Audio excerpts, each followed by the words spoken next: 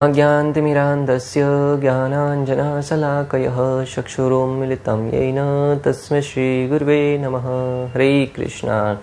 आज गीता श्रृंखला के 79वें सत्र में आप सभी भक्तों का हार्दिक स्वागत है। आज हम श्रीमद् भगवद गीता के दूसरे अध्याय के श्लोक क्रमांक 51 का अध्ययन करेंगे। तो श्लोक इस प्रकार है।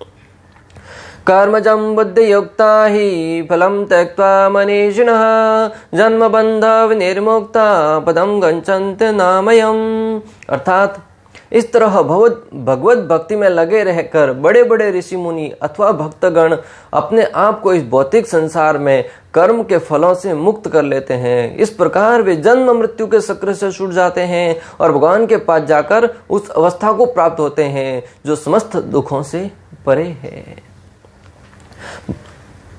भगवान यहाँ पर ऋषि मुनियों का हवाला देकर अर्जुन को बता रहे हैं कि भक्ति मार्ग का पालन करके अनेक भक्तों ने परम पद को प्राप्त किया है। यहाँ पर भगवान श्री कृष्ण ने बहुत विस्तार से बताया है कि किस प्रकार पिछले सत्रों में भगवान बताते आ रहे हैं कि तुम भक्ति मार्ग है उसको अपने जीवन में उतारो, भक्ति के द्वारा अपना कर्म करो। और हमने बहुत आचार्यों की कृपा से गुरु के मार्गदर्शन में बहुत ही विस्तार से और बहुत ही सरल भाषा में समझा भी है कि किस प्रकार कोई भी व्यक्ति अपने अपने स्वधर्म के अनुसार अपने अपने आश्रम में रहते हुए अपने कर्म और स्वभाव के अनुसार कर्म करे और भक्ति में कर्म करे, ताकि अपना कर्म करते हुए भी उसे फल का जो कर्म बंधन है वो हमें प्राप्त न हो। कर्मों का जो बंधन है उसमें बंधने की बजाय हम भगवत चेतना में कार्य करते हुए भगवत धाम जाने का अपना रास्ता है वो निर्धारित करें। तो यहाँ पे भगवान श्री कृष्ण अर्जुन से कह रहे हैं कि ऐसा नहीं है कि मैं मात्र तुमसे बता रहा हूं कि इस विधि का तुम पालन करो। इससे पहले कहीं ऋषि मुनिगण हैं, कहीं आचार्य हैं जिन्होंने इस विधि का पालन किया है और उसके उपरांत उन्होंने सर्वोच्च गति को प्राप्त किया है। भक्तों, अपने जीवन में भी आपने अनुभव किया होगा, कई बार हम ऐसे कई घटनाएं सुनते हैं, कई ऐसे सिद्धांत सुनते हैं जिसके विषय में उदाहरण देना पड़ता है। हमें किसी ने बता दिया कि ऐसा ऐसा कार्य आप करिए, आपके जीवन में सफलता प्राप्त होगी, परंतु फिर कहते हैं कोई उदाहरण है जिसने इस विधि से इस सफलता को प्राप्त करी हो। तो यहाँ पे भगवान श्री कृष्ण अर्जुन के माध्यम से हमारे मन में रस मात्र भी संशय नहीं रखना चाहते, एक क्षण मात्र भी, एक थोड़ा सा भी संशय नहीं रखना चाहते कि हमें इस विधि को बताया तो जा रहा है, परंतु ये विधि कार्य करती है कि नहीं करती है, क्या इसका कोई प्रमाण है जिन्होंने इस विधि से ऐसी स्थिति को प्राप्त किया हो। तो भगवान यहाँ पे प्रमाण देते हुए कहते हैं ऐसे अनेक आचार्य हैं, ऐसे अनेक ऋषि मुनि हैं जिन्होंने भक्ति विधि का पालन करते हुए इस सर्वोच्च गति को प्राप्त किया है। और तुम भी मेरे कहे अनुसार अगर इसी विधि का पालन करोगे तो मेरे धाम यानी कि भगवत धाम को जाने का तुम्हारा रास्ता है वो साफ होगा। जो भक्ति मार्ग का पालन करते हैं वे जन्म मृत्यु के चक्र से छूट जाते हैं और भगवान के पास जाकर उस अवस्था को प्राप्त करते हैं जो समस्त दुखों से परे है। पिछले सत्र में हमने पढ़ा कि भगवान का धाम है, उसका नाम है गोलोक धाम और दूसरा नाम है वैकुंठ धाम, जहां पे किसी प्रकार का कोई कुंठ नहीं है, किसी प्रकार का कोई दुख नहीं है, संताप नहीं है। वो धाम, उस स्थान पर न तो उजाला करने के लिए सूर्य की आवश्यकता होती है, न किसी ऑक्सीजन के लिए वायुदेव की आवश्यकता होती है, न अग्नि जलाने के लिए अग्निदेव की आवश्यकता होती है। वहां पर हर एक वस्तु दिव्य मात्रा में उपस्थित है, जहां पर हमेशा भगवान के शरीर से दिव्य कांति जो निकलती है उसके तेज से हवा चारों ओर हमेशा रोशनी में होता है जीवन। वहां का वातावरण है वो बहुत ही सुंदर और दीप्यमान है। वहां का एक एक वृक्ष है वो कल्प वृक्ष की भांति है। वहां की गाय है वो सुरभि गाय है, जहां से जो वस्तु प्राप्त करना है मात्र कहीं से भी कुछ भी मांगिए आपको वस्तु प्राप्त हो जाती है। इस भौतिक जगत में हम देखते हैं कि एक एक वस्तु को प्राप्त करने के लिए अनेक प्रकार के प्रयास करने पड़ते हैं। प्रातःकाल उठने के उपरांत पूरा दिन भाग दौड़ करते हैं, तब जाके 2 समय का भोजन भी करने को मिलता है भक्तों। और उसमें भी अनेक लोगों की डांटें सुननी पड़ती है, अनेक लोगों से ताने सुनने पड़ते हैं, अनेक जगह जहां पर ऐसे ऐसे कार्य करने पड़ते हैं जो हमारे स्वभाव के अनुकूल नहीं है। एक क्षत्रिय जाकर किसी ऐसे कार्य को करेगा जो उसके स्वभाव के अनुरूप नहीं है तो उसका दिल तो नहीं मानता, परंतु मजबूरी है, पेट भरने के लिए कार्य करना पड़ता है भक्तों। तो उन सब कार्यों को करते हुए अगर कोई व्यक्ति अपने सेंटर में, अपने केंद्र में श्री कृष्ण को रखेगा ना, तो उन सब कार्यों को करते हुए भी वो अपने भक्ति कार्य को संलग्न करता है, भक्ति कार्य में संलग्न रहता है। और वो मृत्यु के उपरांत इस भव बंधन से, जन्म मृत्यु जरा व्याधि का जो बंधन है, उस बंधन से छूटकर वो सीधा भगवत धाम जाएगा। और वहां पर जाने के उपरांत ये जो भौतिक जगत में सारी की सारी व्याधियां है ना, सारे के सारे दुख है ना, वो वहां पे किसी प्रकार का दुख है वो आपको सताएगा नहीं। वहां पे हर एक वस्तु है वो दिव्य है। श्रीमद् भागवतम में 10.20.58 में वर्णन आता है, जिसमें उन भगवान के वहां पे वर्णन आता है कि जिसने उन भगवान के शरण कमल रूपी नाव को ग्रहण कर लिया है, जो दृश्य जगत के आश्रय हैं और मुकुंद नाम से विख्यात हैं, अर्थात मुक्ति के दाता हैं, उनके लिए यह भव सागर गोखूर में समाये जल के समान है। उसका लक्ष्य परम पद है, वैकुंठ। वह स्थायी नहीं जहां पर पद पद पर संकट हो, वह स्थान नहीं जहां पर पद पद पर संकट हो। पहले ही हमने चर्चा करी कि ये भौतिक जगत है, यहाँ पे पद पद पर संकट है। एक क्षण आगे बढ़ाएंगे, हो सकता है कि आगे क्या संकट है, एक क्षण का भी हमें ज्ञात नहीं है भक्तों। परंतु दूसरी तरफ है वैकुंठ, जो भगवान का धाम है। वहां पर किसी प्रकार का कोई दुख नहीं है, किसी प्रकार का कोई संताप नहीं है। व्यक्ति है वो प्रति समय बड़े आनंद में रहता है। भगवान श्री कृष्ण के गोलोक धाम का वर्णन करते हुए ब्रह्मा जी कहते हैं, चिंतामणि प्रकर्षाद्म सुकल्प वृक्ष लक्षावृतेषु सुरभिरभिपालयन्तम् लक्ष्मी सहस्त्र शतसंभ्रसेव्यमानं गोविंदम आदि पुरुषम तमहं भजामि। चिंतामणि प्रकर सद्म सुकल्प वृक्ष, वहां पर अनेक प्रकार के कल्प वृक्ष हैं, सुरभि गाय हैं। वहां पर हजारों लक्ष्मियां भगवान की सेवा करने के लिए हमेशा लाइन में खड़ी रहती हैं। जिन लक्ष्मी को प्राप्त करने के लिए, थोड़ा सा धन प्राप्त करने के लिए, लक्ष्मी रूपी धन को प्राप्त करने के लिए हम पूरा दिन मेहनत करते हैं, वही लक्ष्मी भक्तों, जिस लक्ष्मी को संसल कहा जाता है, वो एक नहीं हजारों लक्ष्मी सहस्त्र सत्र संभ्र सेव्य मानम, भगवान सेव्य मानव यानी भगवान की सेवा करने के लिए एक नहीं हजारों लक्ष्मियां लाइन में खड़ी रहती हैं। भक्तों, अगर लक्ष्मी को घर पे लाना है तो पहले नारायण को लाना होगा। एक व्यक्ति आया और पूछने लगा कि हे गुरु महाराज से पूछने लगा, महाराज जी मैं अनेक प्रकार से प्रयास करता हूं, धन कमाने के लिए लक्ष्मी लाता हूं घर पे, लेकिन वो घर पे टिकती नहीं। कुछ समय के उपरांत पुनः घर पे लक्ष्मी नहीं रहती है, तो इसका उपाय बताइए कि लक्ष्मी को किस प्रकार उस निश्चित रूप में वहां पे रखने का उपाय बताइए मुझे। तब गुरुदेव ने कहा कि आप लक्ष्मी को घर पे लाने के अनेक प्रयास तो करते हैं, परंतु आपको पता है कि लक्ष्मी है वो संचल है और लक्ष्मी एक स्थान पर अधिक समय तक नहीं रुकती है। अगर लक्ष्मी एकमात्र जगह पर रुकती है तो वो रुकती है भगवान श्री नारायण के शरण कमलों में। हजारों साल से लक्ष्मी जी भगवान श्री विष्णु के श्री चरणों की सेवा करते आ रही है, परंतु एक क्षण के लिए भी थकती नहीं है। उनको और दिव्य आनंद की अनुभूति होती है जैसे जैसे भगवान के चरणों की सेवा करती है। लक्ष्मी किसी स्थान पर अधिक समय तक नहीं रुकती, परंतु एक स्थान ऐसा है जहां पर वो हमेशा वहां पे निवास करती है, वो है श्री नारायण के शरण कमल। तो अगर लक्ष्मी जी को घर पे लाना चाहते हैं तो पहले नारायण जी को लाइए। जब भगवान श्री नारायण को घर में स्थान देंगे, लक्ष्मी दौड़ी चली आएगी। लक्ष्मी के लिए अलग से प्रयास करने की आवश्यकता नहीं पड़ेगी। भक्तों, आज हमारा दुर्भाग्य देखिए भक्तों, मात्र लक्ष्मी को तो प्राप्त करना चाहते हैं परंतु नारायण को नहीं लाते घर पे। भगवान श्री विष्णु की भक्ति नहीं करते, सेवा नहीं करते, आराधना नहीं करते, तो लक्ष्मी कहां रुकेगी उस स्थान पर। बहुत ही सरल सिद्धांत है, अगर लक्ष्मी जी को घर पे लाना चाहते हैं तो भगवान श्री विष्णु को घर पे लाना होगा, प्रसन्न करना होगा, तो निश्चित रूप से लक्ष्मी जी आपके घर पे निवास करेंगे। यहाँ पे वर्णन आता है कि अगर कोई भक्ति में कार्यों में लग जाता है तो ये जो भव सागर है ना, सागर की तुलना किस प्रकार की जाए भक्तों। सागर है वो अथाह है, कितने ही समय तक सागर के अंदर आप गति करते रहिए, सागर का कोई शोर अंत आएगा ही नहीं। सागर है वो बहुत विशाल है और इस दुनिया की जो भौतिक जगत है उसकी तुलना भव सागर से की गई है।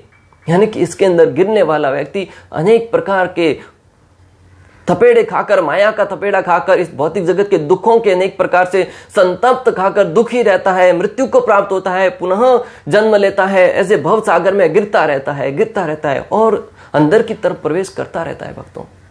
परंतु अगर इस भव सागर को पार करना है तो मुकुंद है, जो मुक्ति के दाता है, भगवान श्री नारायण, भगवान श्री कृष्ण, उनके शरणों का कोई अगर आश्रय ले ले, उनकी भक्ति को अपने जीवन में अंगीकार कर ले, तो ये जो भव सागर है वो, जब गाय का बछड़ा चलता है ना, गोखुर होता है तो चलता है, तब वहां पे एक खड्डा गिर जाता है और बारिश के समय में उस खड्डे में पानी गिरता है, तो कितना सा होता है, इतना छोटे से स्थान में होता है। तो जो भक्ति को अंगीकार करता है उसके लिए भव सागर उस गोखुर में भरे पानी के समान हो जाता है। वो भव सागर को एक ही छलांग में आगे पार कर जाएगा। भक्तों, कहने का तात्पर्य है कि अगर आप इस भव सागर से, दुखों के सागर से मुक्त होना चाहते हैं तो भगवान श्री मुकुंद की, भगवान श्री नारायण के शरणों की सेवा स्वीकार करनी होगी। भक्ति को अंगीकार करके अनेक भक्तों ने इस मार्ग से भगवान की शरणों की सेवा करके भगवत धाम को प्राप्त किया है।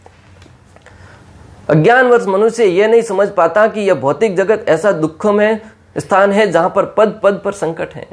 अज्ञानता के कारण हम इस भौतिक जगत में, जहां पर पद पद पर संकट है, दुख है, कष्ट है, फिर भी हम उसमें आनंद लेने का प्रयास करते हैं। प्रति क्षण सोचते हैं दुख, माया के थपेड़े से हम दुखी हो रहे हैं, परंतु फिर भी हमें लगता है कि हम तो यहाँ पे आनंद भोग रहे हैं। थोड़ा सा धन कमाने के बाद व्यक्ति को लगता है कि मेरे से सुखी तो इस जगत में कोई नहीं है, भगवान की बड़ी कृपा तो मेरे ऊपर ही हुई है। अरे भक्तों, अज्ञानता के कारण हम इस भौतिक जगत में दुखों के सागर में डूबे हुए हैं। ये भगवान के जगत का मात्र साया है, प्रतिबिंब है। यहां पर हमें जो तनिक सुख दिख रहा है ना, उसका वास्तविक सुख तो भगवत धाम में है। तो भक्तों, कल्पना कीजिए कि वास्तविक सुख में अगर प्रवेश करेंगे तो हमारे आनंद की कोई सीमा नहीं रह पाएगी। इसलिए इस भव सागर से निकलने का कोई ना कोई रास्ता ज्ञात कीजिए, और उसके लिए आपको शास्त्रों को पढ़ना होगा, ज्ञान अर्जित करना होगा। जब तक व्यक्ति को ज्ञान नहीं होगा ना, तब तक व्यक्ति माया के अंधकार में घूमता रहेगा फसल, और उसमें और गिरता रहेगा। जब तक रास्ते में रोशनी नहीं हो तब तक आप रास्ते के अंधकार में घूमते रहेंगे, तो कहीं ना कहीं गलत रास्ते पर ही चलते रहेंगे भक्तों। इसलिए सर्वप्रथम चाहिए कि रास्ते में रोशनी को लाइए, ज्ञान रूपी रोशनी को।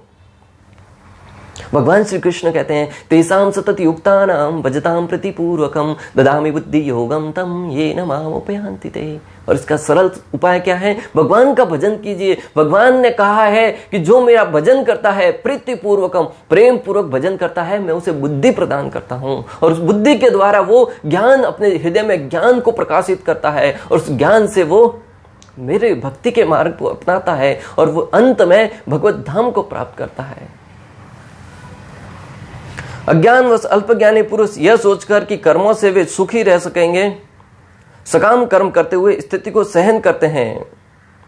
अज्ञानी मनुष्य वो ये सोचते हैं कि हम सकाम कर्म करेंगे, थोड़ा सा कर्म कांड कर लेंगे, यज्ञ कर लेंगे, उससे फल प्राप्त होगा तो हम जीवन में सुखी रहेंगे। अनेक प्रकार के व्यक्ति यज्ञ भी करता है जिससे धन के बढ़ोतरी हो। दीपावली पे दीपावली पूजन है, मात्र और मात्र एक उद्देश्य होता है, धन प्राप्त करें। कैसे? तो धन प्राप्त करें। सोमवार को ये मंदिर, मंगलवार को ये मंदिर, प्रतिदिन मंदिर जाते हैं, वहां से मात्र और मात्र मांगते क्या है? धन। कभी भक्ति का तो स्मरण ही नहीं आता, क्योंकि ज्ञात ही नहीं है कि भक्ति क्या है, धन क्या है। इस दुनिया में हमने देखा है कि धन ही सब कुछ है। एक दूसरे को हम अंधाधुंधीकरण के द्वारा दूसरे को फॉलो करते आ रहे हैं भक्तों। एक ने कार्य किया, हम भी करेंगे, दूसरे ने किया, तीसरा भी करता है, परंतु किसी ने जानने का प्रयास नहीं किया कि वास्तव में वो ऐसा क्यों कर रहा है। दूसरा कर रहा है तो हम भी कर रहे हैं, दूसरा धन कमा रहा, हम भी करवाएंगे, दूसरा अपने आप को सुखी दिखाने का प्रयास कर रहा, हम भी सुखी हो जाएंगे।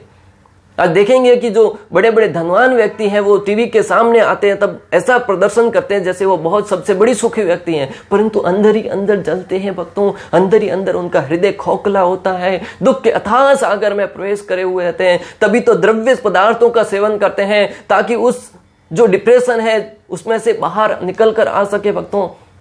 तभी तो अनेक प्रकार के द्रव्य पदार्थों का सेवन करते हैं, अनेक प्रकार की नशीली वस्तुओं का सेवन करके उस स्थिति से बाहर आने का प्रयास करते हैं, अपने आप को दुख में जीवन से मुक्त कराने का प्रयास करते हैं। परंतु अज्ञानता के कारण उस सही ज्ञान अर्जित करने की बजाय द्रव्य पदार्थों का सेवन करने के कारण वो और अधोगति की तरफ प्रवेश करते जाते हैं और दुख के सागर में डूबते जाते हैं। और एक समय ऐसा आता है जब वो पूर्ण रूप से अपने शरीर का नाश कर देते हैं। और हम देख भी रहे हैं कि आज इस भौतिक जगत में अनेक लोग ऐसे हैं जो बड़े धनवान थे परंतु सुसाइड करके जीवन का अंत कर दिए। एकमात्र कारण है भक्तों अज्ञान। और इस जगत में हम देख भी रहे हैं कि ऐसे अनेक लोग हुए हैं जो दुख के सागर में डूबने के उपरांत भी यहाँ पे आनंद भोगने का प्रयास करते हैं। तुकाराम का वर्णन आता है भक्तों। तुकाराम जी महाराज थे, बहुत बड़े महंत संत हुए, प्रति क्षण भगवान के भजन में रमे रहते थे, हर समय भगवान की भक्ति करते थे। भगवान श्री हरि तुकाराम की भक्ति से प्रसन्न हुए और उन्हें लेने के लिए भगवान के धाम से शंख चक्र गदा पद्म धारण किए भगवान विष्णु के दूत वहां पे स्वयं उपस्थित हुए। तुकाराम जी महाराज से कहा कि चलो तुम्हें लेने के लिए हम आए हैं। तुकाराम महाराज बड़े दयालु थे, बड़े करुणामय तरीके से अपनी पत्नी से कहने लगे, हे भार्या, तुमने मेरी भक्ति में हमेशा साथ दिया है, तुम मुझ पर पूर्ण रूप से आश्रित हो, चलो तुम भी मेरे साथ चलो। भक्तों, जो पत्नी पूर्ण रूप से अपने पति को समर्पित होकर पति की सेवा करती है, उस पति की भक्ति का आधा हिस्सा उस पत्नी को प्राप्त स्वतः ही हो जाता है। भले वो भक्ति करे या ना करे, परंतु शर्त एक है कि वो अपने पति की सेवा है वो पूर्ण समर्पण के साथ करे। परंतु अगर कोई पत्नी सेवा करती है तो पति को उसका फल नहीं मिलता है। भक्तों, पत्नियों के लिए बहुत बड़ा बेनिफिट्स है कि अगर वो अपने पति की सेवा बहुत ही समर्पण के साथ करेगी तो उसके भक्ति का आधा हिस्सा पत्नी के खाते में चला जाता है। तुकाराम की पत्नी के ऊपर तुकाराम जी ने कृपा करके कहा कि हे भार्या, चलो तुम भी मेरे साथ चलो। तो तुकाराम की पत्नी का दुर्भाग्य तो देखिए भक्तों, उन्होंने कहा, वो कहने लगी कि अरे अभी तो मेरे यहाँ पे इतने सारे जो खेत है, यहाँ पे घर है, यहाँ पे इतने सारे गाय है, उन सब का पालन पोषण मैं कर रही हूँ। उन सब ये सब का क्या होगा अगर मैं इस जगत को छोड़ के तुम्हारे साथ चल दूंगी तो फिर यहाँ पे इनका कौन पालन पोषण करेगा। ऐसे अनेक प्रकार के दृष्टांत देकर वहां पे जाने से मना कर दिया। भक्तों, स्वयं भगवान के धाम से लेने के लिए विष्णु दूत आए थे, लेकिन दुर्भाग्य देखिए तुकाराम जी की पत्नी का, उन्होंने जाने से यह कहकर मना कर दिया कि मेरे ऊपर आश्रित जन का क्या होगा और मैं यहां पर तो सुखी हूं इन सब के। भक्तों, तुकाराम जी की पत्नी का तो उदाहरण है आप और हम सबका भी यही हाल बना हुआ है। हम इस जगत में अनेक प्रकार के दुखों को, कष्टों को सहन करते हुए भी उसमें आनंद की अनुभूति करते हैं। जिस प्रकार एक समय की बात, एक व्यक्ति पेड़ पर चढ़ा हुआ था, पेड़ पर आम खाने के लिए चढ़ा था। अचानक पेड़ के ऊपर आम खाते खाते आम खाने में इतना मग्न हो गया कि वो पेड़ की डाली कब टूटी उसे ज्ञात ही नहीं हुआ। पेड़ की डाली टूटी, वो गिरने ही वाला था कि दूसरी टहनी को पकड़कर वो लटक गया। नीचे लोग एकत्रित हुए, बड़ी ऊंचाई पर था, लोग अनेक प्रकार की सीढ़ियां लाकर उसे नीचे उतारने का प्रयास कर रहे थे, लेकिन सीढ़ियां छोटी पड़ रही थी। तो और दूसरी तरफ देखिए, वो वहां पे लटका हुआ है, मृत्यु के कगार पर लटका हुआ है, परंतु दूसरी तरफ दूसरा आम देखा तो उस आम को तोड़कर खाने लगा। एक हाथ से डाली को पकड़ा, दूसरे हाथ से आम को खा रहा है। वहां पे खड़े लोग हैं, वो हास्यास्पद रह गए कि ये मृत्यु के अंतिम कगार पर लटका हुआ है, कभी भी गिर सकता है और उसे आम खाने की सूझ रही है। भक्तों, मैं आपको जो बताना चाह रहा हूं कि हमारा भी वही स्थिति है। हम इस भौतिक जगत में दुखों के अथाह सागर में डूबे हैं, फिर भी एक हाथ से हम इस भौतिक जगत का भोग करने का प्रयास कर रहे हैं। जिस प्रकार वो व्यक्ति उस पेड़ की टहनियों पर लटक रहा था, परंतु फिर भी दूसरे हाथ से भोग करने के विषय में सोच रहा था, उसी प्रकार हम भी इस जगत से कुछ न कुछ सुख प्राप्त करने का प्रयास कर रहे हैं। परंतु ये तो समय ही बताएगा कि सुख प्राप्त होगा कि नहीं होगा। इस भौतिक जगत से किस प्रकार मुक्त हुआ जाए, इसके विषय में भी बहुत सारे शास्त्रों में वर्णन आता है कि भक्ति मार्ग ही एकमात्र ऐसा जरिया है जिससे कलयुग में हम इस भव सागर से मुक्त हो सकते हैं। परंतु व्यक्ति की आयु है वो दिन ब दिन बढ़ती जा रही है, लेकिन व्यक्ति है वो पूर्ण रूप से मृत्यु के समय भी वो भक्ति मार्ग को अपनाना नहीं चाहता, पूर्ण रूप से भोगों में रमा रहता है। शंकराचार्य कहते हैं, बालस्तावत् क्रीडा सकता, तरुणास्तावत् ऋणी सकता, वृद्धास्तावत् चिंता सकता, कोपि ब्राह्मणे सिद्धा सकता। अर्थात व्यक्ति का जो बालपन है, जो बचपन है, वो क्रीडा सकता है, यानी खेल कूदने में ही व्यस्त हो जाता है, खेल कूद में ही समाप्त हो जाता है। बालस्तावत् क्रीडा सकता, तरुणास्तावत् ऋणी सकता, और जो उसका तरुणा अवस्था है उसमें वो तरुणी के पीछे, किसी स्त्री के पीछे हमेशा गमन करने में ही उसका समय, वो स्त्री भोग करने में ही समय वो गवा देता है। वृद्धावस्थावत चिंता सकता, और बुढ़ापे में वृद्ध अवस्था आती है ना, तब वो पूर्ण रूप से चिंताओं में मग्न रहता है। बचपन से क्या क्या कार्य किया है उसका भोग नहीं कर पाने के कारण वृद्धावस्था में चिंताओं से ग्रस्त रहता है, अनेक प्रकार की व्याधियों से ग्रस्त रहता है, अनेक प्रकार के दुखों से, संतापों से, अपने संतान से है, अपनी बीमारियों से है, हर एक प्रकार की चिंता से वो हमेशा मग्न रहता है। उसमें से शंकराचार्य जी कहते हैं कोई ही विरला व्यक्ति ही पूर्ण सिद्धावस्था यानी भगवान की भक्ति करके अपनी अवस्था को सिद्ध कर पाता है। और आज हम देख भी रहे हैं, एक समय की बात भक्तों, एक व्यक्ति मंदिर में आया, उनका पुत्र था, वो मंदिर में सेवा कर रहा था, मंदिर में ब्रह्मचारी बनने के लिए ट्रेनिंग दे रहा था। तो उसका पिता बड़ी उमंग के साथ, बेटे की तो उम्र अभी 25-30 साल होगी, परंतु पिताजी है वो 50-60 साल के हो चुके थे। मंदिर में आकर मंदिर मैनेजमेंट से अनेक प्रकार के आर्ग्यूमेंट करने लगे, बहस करने लगे, तुम मेरे बच्चे को मंदिर में लाके आ गए, क्या उनकी ये भक्ति करने की कोई उम्र है क्या? उन्होंने अनेक प्रकार से समझाया, लेकिन वो पिता समझने का नाम ही नहीं ले रहे थे। बोले ये उम्र है क्या भक्ति करने की उम्र तो पक्का 60 साल होनी चाहिए, अभी 25-30 साल की उम्र है, अभी इसको पैसा कमाने की उम्र है और तुमने भक्ति में लगा दिया। तो वो जो मैनेजर थे बहुत ही बुद्धिमान थे, उन्होंने कहा कि तो भक्ति करने की उम्र क्या आपके हिसाब से? उन्होंने कहा 50-60 साल के बाद व्यक्ति भक्ति करता है। तो बोले क्या आपकी उम्र क्या है? बोले मेरी उम्र तो है 55 साल। तो एक काम कीजिए, आपके पुत्र को बोले घर भेज देते हैं, आप यहाँ पे रह लीजिए। बोले नहीं, फिर तो मेरे पुत्र को यहाँ पे रखिए। भक्तों, मैं आपको जो बताना चाह रहा हूं कि जब अपने भोग की बात आती है तब व्यक्ति है वो भोग का त्याग नहीं कर पाता है। 50 साल 60 साल की उम्र में भी व्यक्ति हमेशा भोग करने के विषय में सोचता है, भक्ति करने की कभी मन में ही नहीं आती, क्योंकि बचपन से ही भोग करता आया है। इसलिए हमें चाहिए कि अगर बच्चों को इस चिंताओं से, इन दुखों से, इन कष्टों से मुक्त कराना चाहते हैं तो बचपन से ही भक्ति की ट्रेनिंग दीजिए, भगवत गीता का ज्ञान दीजिए, शास्त्रों का ज्ञान प्रदान कीजिए, जिससे वो इस भौतिक जगत में रहते हुए भी इस दूषित वातावरण से उनकी चेतना है वो दूषित ना हो, और वो पूर्ण रूप से शुद्ध चेतना में रहकर भगवान की भक्ति करते हुए अपने पारिवारिक जीवन को ऐसे जिए जिससे उनके जीवन में कोई दुख ना आए। दुख आए तो भी उस दुखों का सामना कैसा करना है उसके विषय में वो ठीक से पूर्ण रूप से स्वस्थ रहे। अर्जुन की भांति भक्तों, अर्जुन कुरुक्षेत्र के युद्ध स्थल में खड़ा था, भगवान से भगवत गीता सुनने के उपरांत युद्ध करता हुआ अनेक योद्धाओं के साथ युद्ध कर रहा था, परंतु उसे लेस मात्र भी चिंता नहीं थी, क्योंकि भगवत गीता का अध्ययन किया था और पूर्ण रूप से आश्वस्त था कि मेरा एकमात्र कर्तव्य है कि कर्म करना, और वो भी श्री कृष्ण के मार्गदर्शन में कर्म करना, और कर्म करते हुए मैं अगर वीरगति को भी प्राप्त हो गया तो मुझे श्री कृष्ण की भक्ति करने के कारण भगवान के परम धाम में जाने का सौभाग्य प्राप्त होगा। इस प्रकार हमें भी अपने बच्चों को ऐसी ट्रेनिंग देनी चाहिए, ऐसा उनको मार्गदर्शन देना चाहिए जिससे वो बड़े होकर इस माया जाल में फंसते हुए भी इस माया के आवरण से न ढककर पूर्ण रूप से भक्ति का आवरण अपने चारों ओर ऐसा बना लें जिससे जीवन का संकट है, कष्ट है, वो कोई उनको अडिग जो लक्ष्य है उससे हिला न पाए। भक्तों, जीवन का वास्तविक स्वाद भक्ति है। जब तक व्यक्ति अपने आप को भक्ति के कार्यों में नहीं लगाता तब तक जीवन के वास्तविक स्वाद का आनंद नहीं ले पाता है। जीवन का वास्तविक स्वाद है भक्ति करना। भक्तों, हम इस भौतिक जगत में अनेक जगह से स्वाद ढूंढने का प्रयास करते हैं, परंतु जीवन का वास्तविक स्वाद मात्र और मात्र भक्ति है।